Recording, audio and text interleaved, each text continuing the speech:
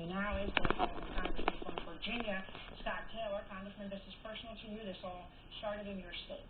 Let me give you a chance just to respond to what the president said today.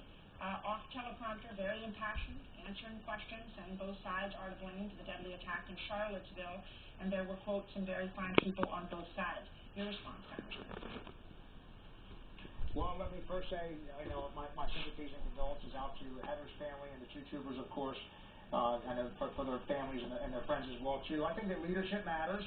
There's no question about that, and it starts at the top. And, this, from KKK, Nazis, and the folks that are responsible for this rally, they're the ones that are 100% responsible for it. That doesn't excuse premeditated lawlessness from anybody, from anyone. But they are responsible for it, and I think that we should speak out loudly and clearly and shame them, because there's no home for hate anywhere in Virginia or in America. And this is a group, of course, that is anti-black, anti-gay, anti-Jew, and there's just no excuse for it, so they should be denounced in the strongest terms possible by anyone in America. Were you shocked by what the president did today? I mean, yesterday he came out, and fine, it was late. You criticized him for that. You were very clear. You said the actions and ideology of hate from white supremacists have no place in our state, country, or the world. You were clear. Then the president finally came out yesterday and read from the teleprompter. Today, though, he was impassioned, and obviously going back to what he had originally said, both sides. Were you surprised? Yes and no.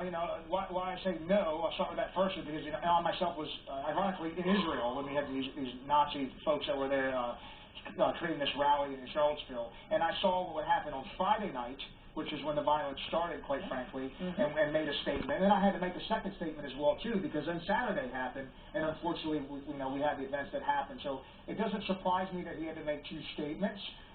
But that being said, yeah, of course we wanted to see something that was a lot stronger in the beginning and in the second statement, and certainly today. I didn't watch I was in a meeting when the press conference happened, but I saw what happened during it.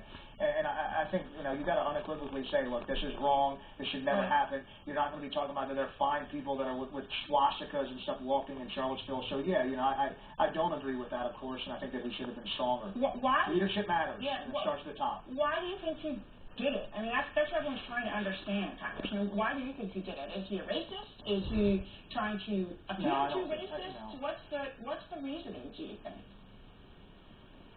I can't answer that, definitively at all. I don't believe the president's a racist. I think that's a wrong thing to say for folks. I think, he talked about on both sides. Like I said, there was premeditated lawlessness on both sides. That should be reported in the press. One of you had a guest that was trying to get that out, I think, a couple of minutes ago. Yes. But that should be. The facts should certainly be reported.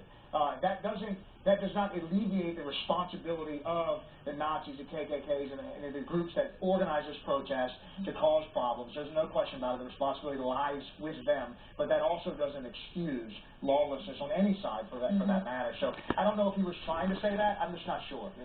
I don't think that he's a racist. I think that's wrong. One of your Republican congressmen, Congressman Cabello, was on the show last night, and he was saying that there were people close to the president, he named them, Steve Bannon and Stephen Miller, that he felt, were at the least appealing and accommodating to racists, appeasing and accommodating.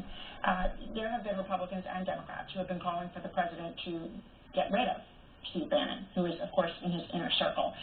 We understand that he and President Trump were in communication by text on Saturday when the president, of course, said both sides.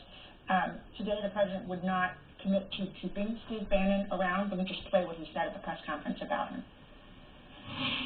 I like him. He's a good man. He is not a racist, I can tell you that. He's a good person. He actually gets a very unfair press in that regard. But Are they placed in his White House, Congressman?